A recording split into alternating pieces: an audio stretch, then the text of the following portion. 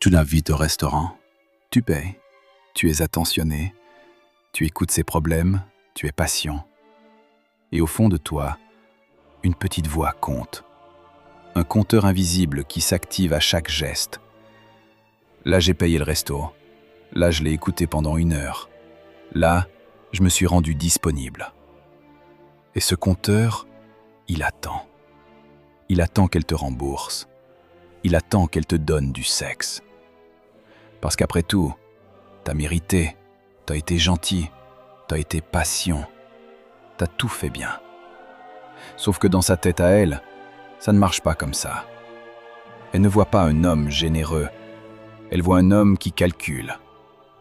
Elle ne voit pas un partenaire, elle voit un client qui attend sa commande. Elle ne se sent pas aimée, elle se sent évaluée. Je vais te dire un truc qui va peut-être te faire mal, mais c'est la vérité.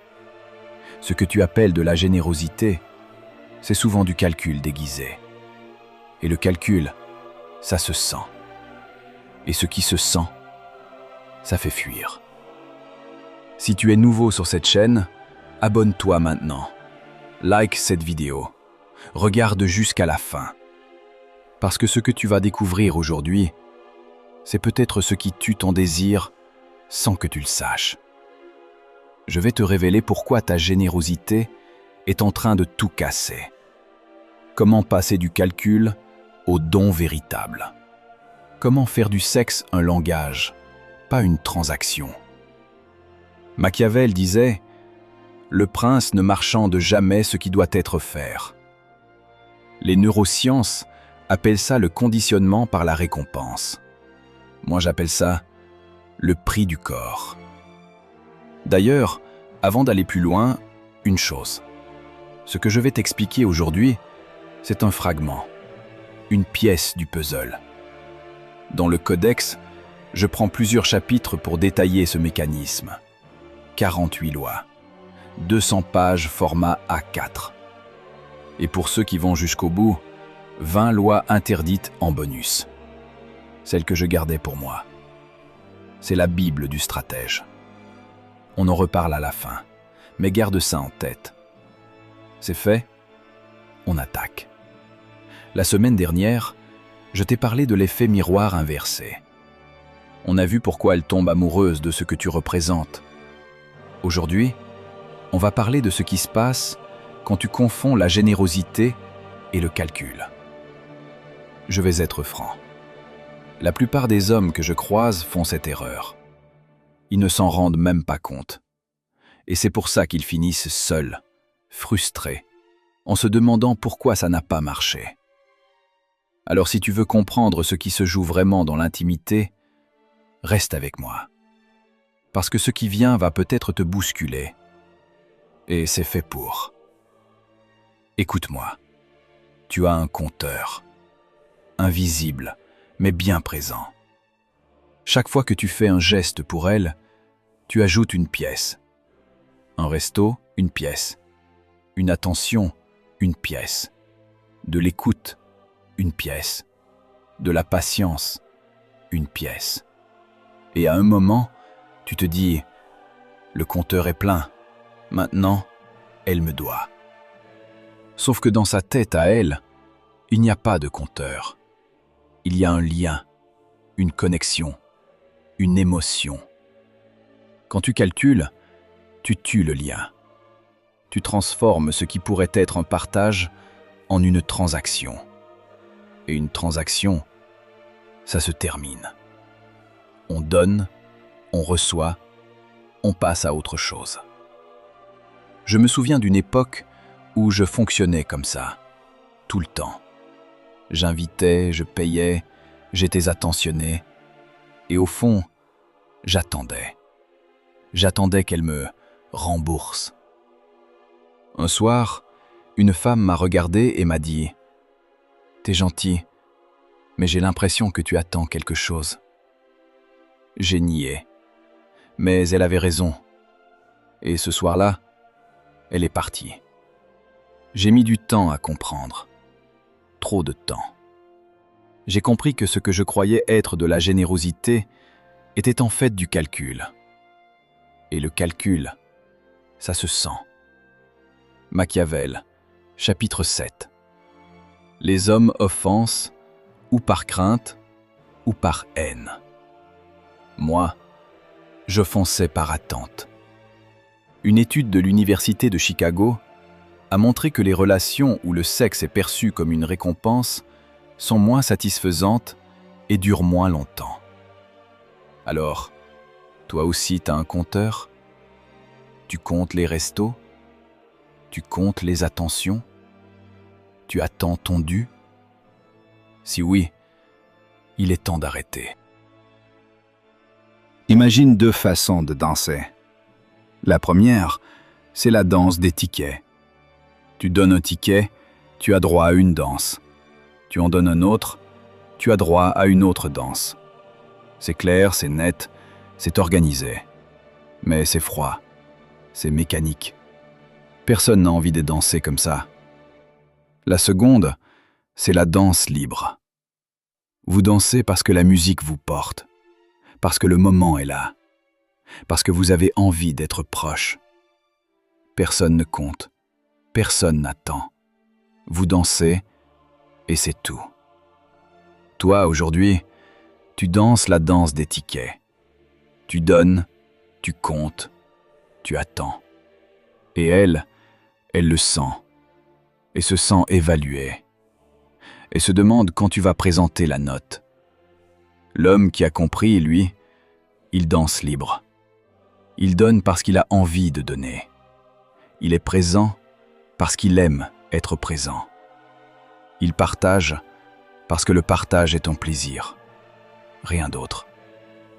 Les trois piliers de la danse libre. Le premier, l'absence d'attente. Tu donnes sans rien attendre en retour. C'est ça la vraie générosité. Celle qui ne calcule pas. Le second, la lecture des signaux. Tu apprends à sentir quand elle est réceptive. Quand elle ne l'est pas, tu attends. Tu ne forces pas. Tu ne négocies pas. Le troisième, le désir partagé. Le sexe devient un langage à deux. Pas une récompense que tu obtiens, une émotion que vous partagez. Maintenant, entrons dans le cerveau. Parce que ce n'est pas de la philosophie. Quand tu agis par calcul, tu libères chez elle du cortisol, l'hormone du stress.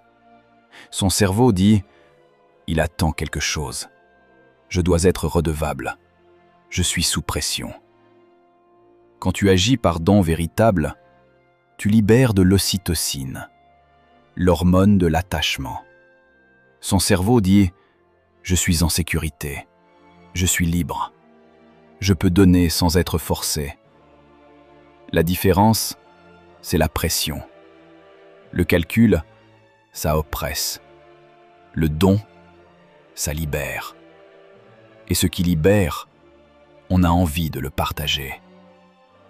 Une étude en neurosciences a démontré que le cerveau féminin est particulièrement sensible à ce contexte. Si elle se sent désirée pour elle-même, elle s'ouvre. Si elle se sent désirée comme un objet à obtenir, elle se ferme. Alors la question c'est, est-ce que tu la désires ou est-ce que tu veux obtenir?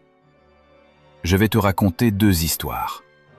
La première, c'est Thomas. Thomas rencontre une fille. Il l'invite, il paye, il est attentionné. Il fait tout bien. Puis un soir, il tente sa chance. Elle se raidit.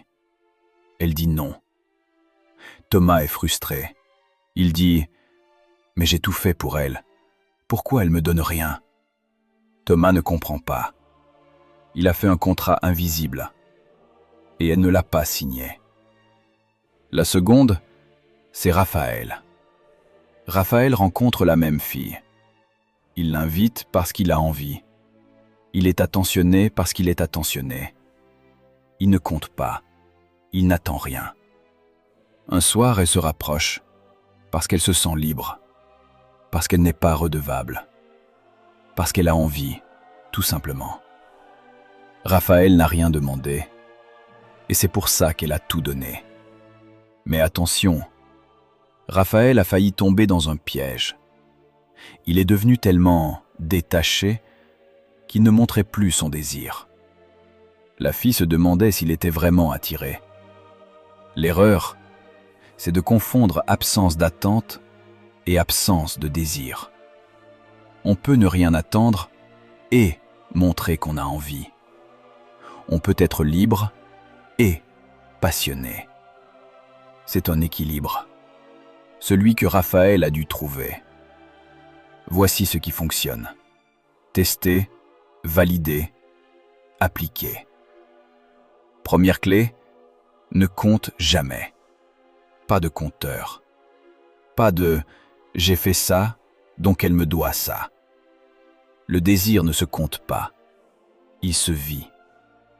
Deuxième clé, donne sans filet. Donne sans savoir si tu recevras. Parce que le don, c'est un cadeau, pas un placement. Troisième clé, lis ses signaux. Apprends à sentir quand elle est réceptive. Si elle ne l'est pas, tu attends. Tu n'insistes pas. Tu ne forces pas. Quatrième clé, exprime sans exiger.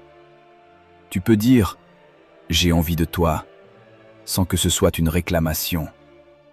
C'est une question de ton, de regard, de timing. Cinquième clé, fais du sexe une conversation. Un dialogue où chacun parle, écoute, répond. Pas un monologue où tu prends, pas un discours où elle subit. Voici le paradoxe. Et c'est peut-être la chose la plus importante que tu vas entendre. Le jour où tu arrêteras de vouloir obtenir du sexe, c'est le jour où tu commenceras vraiment à en avoir. Parce que le désir, ça se négocie pas, ça se commande pas, ça s'achète pas, ça se cultive, ça se partage, ça se vit. Quand tu seras un homme qui donne sans attendre, qui désire sans exiger, qui est là sans calculer, les femmes le sentiront. Et elles auront envie de te donner ce que tu n'as jamais réclamé. Plus tu veux obtenir, moins tu obtiens. Moins tu veux obtenir, plus on te donne. C'est la loi. Avant de finir, j'ai besoin de te dire un truc. Tout ce qu'on t'a appris sur la séduction, sur le sexe, sur les femmes, c'est probablement faux. On t'a dit qu'il fallait être gentil pour obtenir du sexe, c'est faux.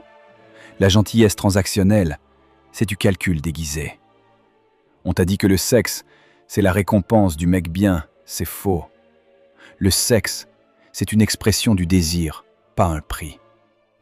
On t'a dit que plus tu donnes, plus tu reçois, c'est faux. Plus tu donnes en attendant, plus tu crées de la dette. Et la dette, ça repousse. Pour changer, faut désapprendre tout et réapprendre, vidéo après vidéo. C'est pour ça que je suis là, 5 fois par semaine. Faisons le point. 1. Tu as un compteur invisible et il te coûte cher. 2. La danse des tickets contre la danse libre. Choisis ton camp. 3. Le calcul libère du cortisol. Le don libère de l'ocytocine. La différence, c'est la pression.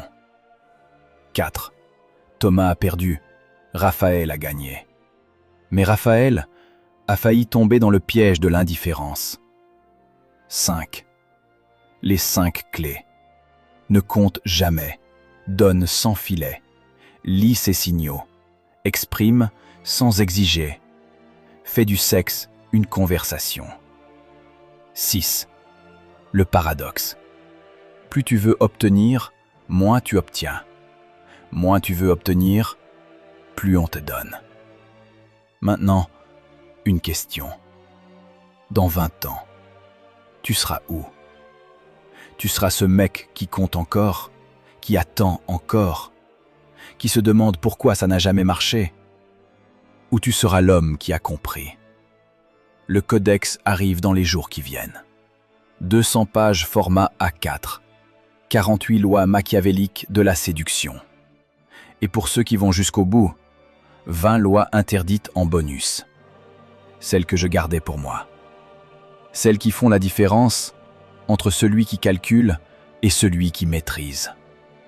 C'est la Bible du stratège, le manuel que j'aurais voulu avoir à 20 ans. Mais attention, le codex n'est pas pour tout le monde. Ce n'est pas pour ceux qui veulent des solutions magiques en 5 minutes. Ce n'est pas pour ceux qui pensent qu'une vidéo va changer leur vie sans qu'ils lèvent le petit doigt. Ce n'est pas pour ceux qui attendent que les femmes viennent frapper à leur porte. Ça n'arrive jamais. Le codex, c'est pour les hommes qui ont compris que la vie amoureuse ne se subit pas et se construit. Pour ceux qui sont prêts à bosser, à appliquer, à échouer, à recommencer. Si tu es de ceux-là, le codex t'attend. Sinon, reste là. La vie continuera sans toi. 37 €. C'est le prix d'un bon restaurant que t'aurais payé pour elle avant qu'elle disparaisse. 37 €. C'est le prix d'un Uber pour rentrer seul après l'avoir vue s'éloigner. 37 €. C'est le prix d'un bouquet pour t'excuser d'avoir attendu ton dû. 37 € pour le codex. 200 pages, 48 lois, 20 bonus. Le lien est en description pour être prévenu dès la sortie. Le choix t'appartient. Il a toujours été à toi. Avant que je te laisse, une mission. Raconte en commentaire la fois où tu as compté. La fois où tu as attendu ton dû. La fois où tu as réalisé que ton calcul avait tout gâché. Moi, je commence. Avec Lolita, j'ai tout calculé. Resto, attention, patience. Elle m'a dit « J'ai l'impression que tu n'attendais que ça. » Elle avait raison. J'ai mis des années à comprendre. À toi, je lirai chaque réponse. Active la cloche. La théorie sans application, c'est du divertissement. L'application sans continuité, c'est de l'amateurisme. La prochaine vidéo s'appelle « L'art de la disparition », quand l'absence devient présence. Après-demain, la technique du retrait. Partir pour mieux revenir. Abonne-toi, active la cloche, sois là, 5 fois par semaine. Souviens-toi, sois le prince. Laisse-les venir à toi.